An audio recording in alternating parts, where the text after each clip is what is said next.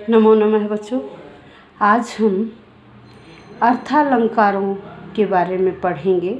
अर्थालंकारों में सबसे पहला अलंकार है उपमा अलंकार। ठीक है, उपमा अलंकार की परिभाषा क्या है? एकस्मिन् वाक्ये एव उपमान उपमेययोः वैधर्म्यं रहितं सादृश्यम उपमा अलंकारः कथ्यते। कि एक ही वाक्य में उपमान और उपमेय वैधर्मता से या सादृश्यता के कारण उपमा अलंकार कहलाता। जैसे चंद्र एवं मुखम, भाई चंद्र किसके समान है? मुख, यहाँ क्या चंद्र है एवं चंद्रमा के समान। मुखम रम्यम, मुख बहुत सुंदर है। मुख किसके समान है? मुख की तुलना यहाँ किससे की गई है? चंद्रमा से। किससे की गई है? चंद्रमा से। तो यहाँ उपमान और उपमेय, उपमान होता विशेषण और उपमेय होता विशेषता। भाई यहाँ विशेषण कौन है? चंद्रमा। और उपमेय कौन है? मुख। मुख की तुलना किससे की गई है? चंद्रमा से। चंद्रमा जैसा मुख।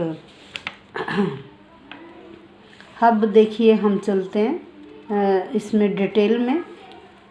एकस्मिन् वाक्येव उपमान उपमेययोः वैधर्म्यरहितं सादृश्यम उपमा अलंकारः कथ्यते। अभी हमने एग्जाम्पल पढ़ा चंद्र इव मुखम, यही इसमें चंद्र इव मुखम। यहाँ चंद्र क्या है? विशेषण है, उपमान है। और मुख क्या है? उपमेय है। मुख क्या है? उपमेय। तो चंद्र है इव मुखम। यहाँ रम्यम क्या है? रम्यम साधारण धर्म है। दोनों में क्या? ये साधारण धर्म है, रम्य वर्ड। और इव आपका उपमा सूचक शब्द है। क्या है ये? उपमा सूचक शब्द। इसमें 4 अंग होते हैं, जिसमें चारों अंग हों उसे पूर्णोपमा कहते हैं। ठीक है, पूर्णोपमा। और जिसमें चारों में से एक भी अंग लुप्त हो जाए वह लुप्तोपमा कहलाता है। वह लुप्तोपमा कहलाता है। तो एग्जाम्पल देखो, मधुर है सुधा वदधर है पल्लव तुल्योतिपेलवः पाणि चकित है मृगलोचनाभ्याम सदृशी चपले च लोचने तस्याः। अब यहाँ क्या है? अधर। यहाँ अधर, फिर पाणी, फिर लोचन। यह तीनों उपमेय हैं। यह तीनों क्या है? उपमेय हैं। इनकी तुलना की जा रही है। अधरों की तुलना की जा रही है, पानी की तुलना की जा रही है, फिर लोचनों की तुलना की जा रही है। ये तीनों क्या हैं? उपमेय।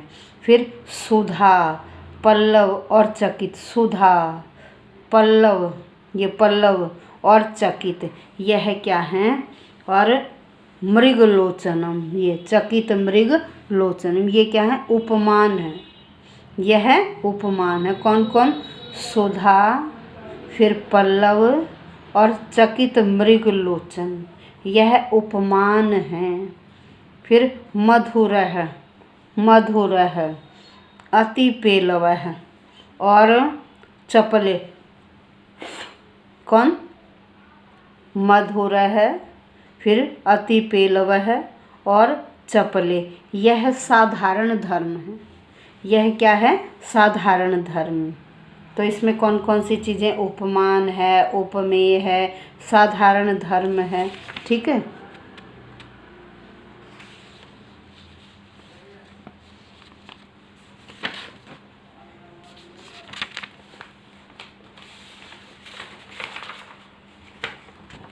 अब इससे आगे एक और एग्जाम्पल। साधर्म्यम उपमा भेदे। उपमा में क्या है? साधारण धर्म, ये भेद होता है। ठीक है, साधारण धर्म। अब क्या है? रवि संक्रांत सौभाग्य तुषार अरुण मंडल है निःश्वासांध इवादर्श चंद्रमा न प्रकाशते। चंद्रमा न प्रकाशते। अब यहाँ क्या है? सूर्य के द्वारा संक्रमित किए गए प्रकाश वाला तथा धुंध के कारण मलिन कर दिए गया है किसका? अरुण मंडल, लाल वर्ण वाला क्या? चंद्रमा। फिर निःश्वासांत, श्वास के कारण मलिन हो गया है क्या? दर्पण। श्वास के कारण जो मलिन हो गया है दर्पण, इसकी तरह यह प्रकाशित नहीं हो रहा। यहाँ सूर्य के द्वारा संक्रमित किया गया प्रकाश वाला, फिर धुंध के कारण मलिन कर दिया गया लाल वर्ण वाला चंद्रमा, फिर श्वास के कारण मलिन कर दिया गया दर्पण, उसकी तरह ये प्रकाशित नहीं हो रहा है। तो यहाँ पर क्या है? सूर्य के प्रकाश से मलिन चंद्रमा की उपमा, सूर्य के प्रकाश से मलिन चंद्रमा की उपमा निःश्वासों से मलिन दर्पण से की गई। किसे? कि वो सांसों से दर्पण मलिन हो जाता ना, तो इसकी तुलना चंद्रमा के प्रकाश से, सूर्य के प्रकाश से मलिन चंद्रमा की उपमा यहाँ निःश्वासों से मलिन दर्पण से की गई है। यह उपमा श्लोक के अर्थ की सौंदर्य में वृद्धि में सहायक है। ये उपमा क्या कर रही है? श्लोक के सौंदर्य को बढ़ा रही है। एक और एग्जाम्पल देखिए, कमलमिव मुखम मनोज्ञम एतत्। यहाँ मुख की तुलना किससे? कमल से की गई। मुख की तुलना कमल से की गई है। मुख की तुलना कमल से की गई। तो देखो उपमान क्या है? यहाँ कमल है, विशेषण कौन है? कमल। किसकी विशेषता किसकी बताई जा रही है? तो उपमेय कौन है? मुख। समान धर्म क्या है? मनोज्ञम, मनोज्ञता या सुंदरता। और उपमानवाची शब्द क्या है? यहाँ इव। इव क्या है? उपमानवाची है। उपमा में क्या होता है? इव संज्ञा के साथ आता है। इव किसके साथ आता है? संज्ञा के साथ, संज्ञक शब्द के साथ आता है। यहाँ उपमा की पहचान क्या है? कि उपमा में जो इव आएगा वो संज्ञक शब्द के साथ आता है। तो ये हो गया आपका उपमा अलंकार। कौन सा अलंकार हो गया? उपमा अलंकार। अब दूसरा है आपका रूपक अलंकार। रूपक, अब रूपक की परिभाषा देखिए, अतिशय समानता के कारण जहाँ उपमेय को उपमान का रूप दे दिया जाता है, उपमेय विशेष्य को विशेषण का रूप दे दिया जाता है, या उपमेय पर उपमान का, विशेष्य पर विशेषण का आरोप कर दिया जाता है, विशेष्य पर विशेषण का आरोप कर दिया जाता है, वहाँ रूपक अलंकार होता है। फिर सुनिए, जहाँ अतिशय समानता के कारण विशेष्य को विशेषण का रूप दे दिया जाए, या विशेषण विशेष्य पर विशेषण का आरोप कर दिया जाए, वहाँ रूपक अलंकार होता है। एग्जाम्पल देखिए, पश्यामि ते मुख पुंडरीकम।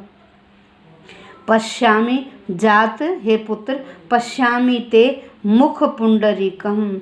यहाँ पर क्या है? मुख पर, पुंडरीक होता कमल, मुख पर कमल का आरोप किया गया है। मुख पर कमल का आरोप, कि मुख कमल जैसा प्रतीत हो रहा है, या मुख पर कमल का आरोप कर दिया गया है। मुख रूपी कमल, मुख रूपी कमल, मुख रूपी कमल। तो यहाँ आरोप कर दिया गया है विशेषण विशेष्य का। ठीक है, एक एग्जाम्पल तो ये हुआ, जात पश्यामि ते मुख पुंडरीकम। यहाँ क्या है? मुख पर पुंडरीक, पुंडरीक अर्थात कमल का आरोप कर दिया गया है। और एक और एग्जाम्पल देखिए, अनलंकृत शरीरोपि चंद्रमुख आनंद्यति मम हृदयम। अलंकृतो शरीरोपि, इस वाक्य में क्या है? चंद्रमुख। चंद्रमुख शब्द में, चंद्रमुख शब्द में मुख के ऊपर चंद्रमा का आरोप किया गया। मुख के ऊपर चंद्रमा का, मुख के ऊपर चंद्रमा का, मुख रूपी चंद्रमा, मुख के ऊपर चंद्रमा का आरोप कर दिया गया है, तो यह रूपक अलंकार है। कौन सा अलंकार है आपका? रूपक अलंकार।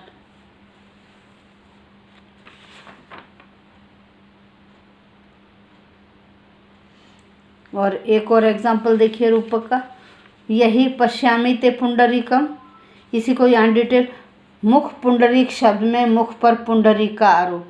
जब किसी समान पदार्थ या किसी व्यक्ति के रूप, गुण एवं दोष की तुलना किसी उपमा द्वारा, जैसे किसी व्यक्ति या किसी व्यक्ति से द्वारा, किसी व्यक्ति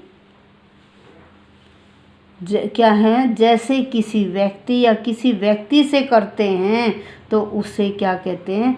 उपमा। जहाँ अत्यंत समानता को दिखाने के लिए उपमेय एवं उपमान को अलग किया जाता है, वहाँ रूपक होता है। रूपक में जहाँ उपमेय पर उपमान का, उपमान पर उपमेय का आरोप कर दिया जाता है, वह रूपक अलंकार होता है।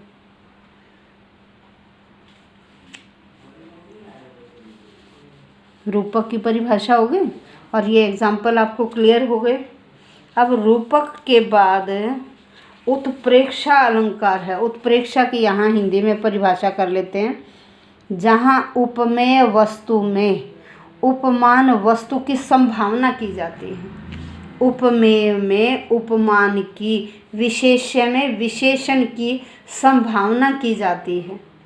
उपमेय वस्तु में उपमान की संभावना की जाती है, अर्थात एक वस्तु को दूसरी वस्तु मान लिया जाता है, तो वहाँ उत्प्रेक्षा अलंकार होता है। कौन सा अलंकार होता है वहाँ? उत्प्रेक्षा अलंकार होता है। अब देखिए उत्प्रेक्षा क्या? भवेत संभावनोत्प्रेक्षा प्रकृतस्य परात्मना, उपमान के द्वारा उपमेय की संभावना, उपमान के द्वारा, विशेषण के द्वारा विशेष्य की संभावना ही उत्प्रेक्षा अलंकार कहलाती है। उदाहरण देखिए, पतितै पतमानश्च पादपस्थैश्च मारुतः कुसुमै पश्य सौमित्रे क्रीडन्निव समन्ततः। यहाँ पर क्या है? वायु के द्वारा पुष्पों के साथ की जाने वाली क्रीड़ा की संभावना की गई।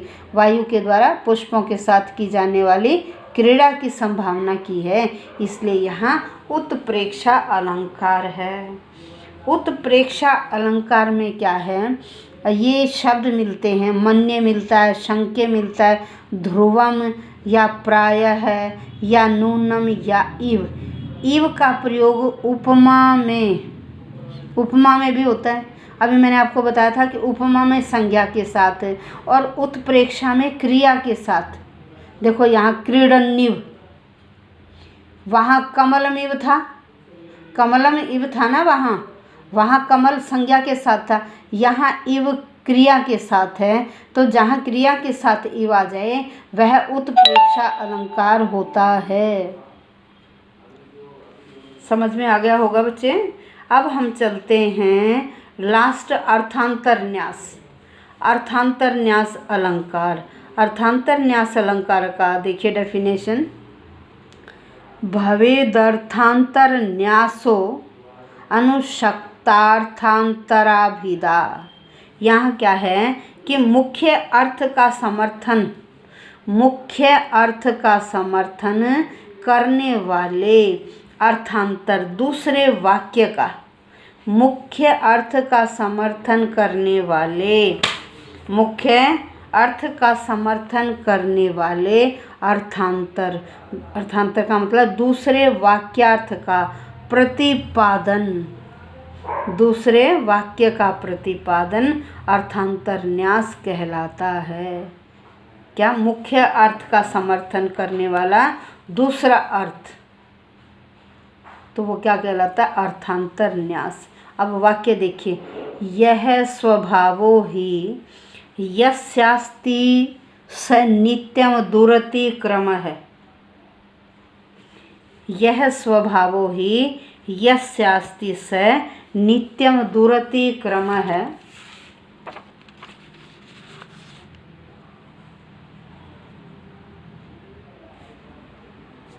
श्वा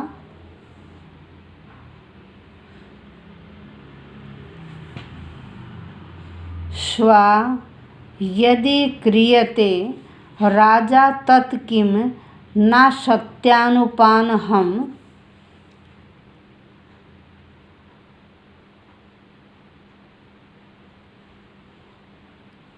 यहाँ पूर्वार्ध में वाक्यार्थ का समर्थन उत्तरार्ध के वाक्यार्थ से हो रहा है। जो पहला अंश है ना वाक्य का, पहली लाइन, उसका समर्थन इस दूसरी लाइन से हो रहा है, इसलिए यह अर्थांतर न्यास है। एक और एग्जाम्पल है, सहसा विदधीत न क्रियाम अविवेकः परम आपदाम पदम वृणुते ही विमृश्यकारिणम गुणलुब्धा स्वयमेव संपद है। फिर सुनिए, सहसा विदधीत न क्रियाम अविवेकः परमापदां पदम वृणुते ही विमृश्यकारिणं गुणलुब्धा स्वयमेव संपद है। यह आज आपके अर्थालंकार भी कंप्लीट हो गए। 4 अर्थालंकार आपके सिलेबस में हैं, चारों के चारों आपको करवा दिए गए हैं। और अब आपका केवल एक टॉपिक रह गया है बेटे, संस्कृत साहित्य का इतिहास। अब कल से 2 या 3 वीडियो में हम संस्कृत साहित्य का इतिहास संक्षेप रूप में करेंगे। तो यदि किसी बच्चे ने चैनल सब्सक्राइब न किया हो, आपको प्लेलिस्ट भेजी गई है।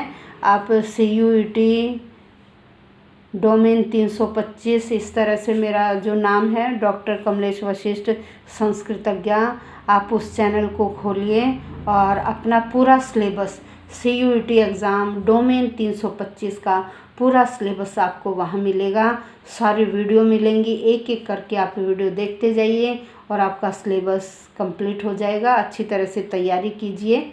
धन्यवाद।